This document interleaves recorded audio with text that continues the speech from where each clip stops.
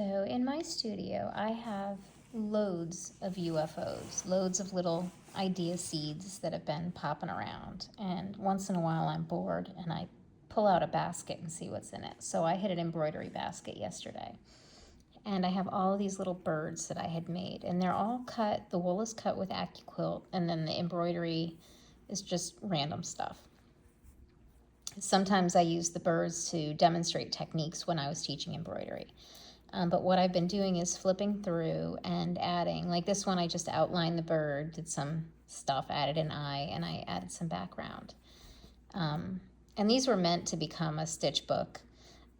But after I started my project and fooled around with it for a while, Jo Avery released her Dream Birds book, which is different but similar, and it kind of freaked me out that the same idea popped up in somebody else's feed. But I finally picked these up and started playing again.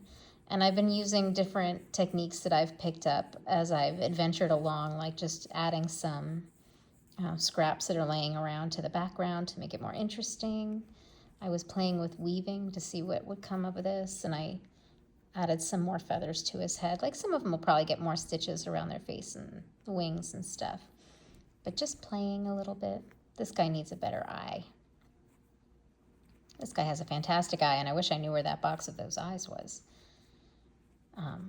But they're so fun, and they're all wool felt. Sometimes they're nice wool from Suspargo merino wool. This one is actually like recycled wool from an old sweater. Some of them have sparkly threads. Obviously, I like adding stuff to the top of their heads. This one, I don't know, I must have been demonstrating different knots and just stitched them on the bottom. Fuzzy threads.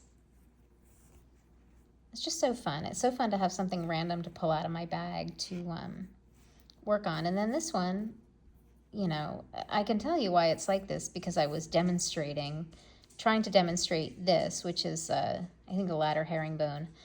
But I ran out of the brown thread. Now I got to figure out what thread that is and if I have more and enough to finish this row or whatever.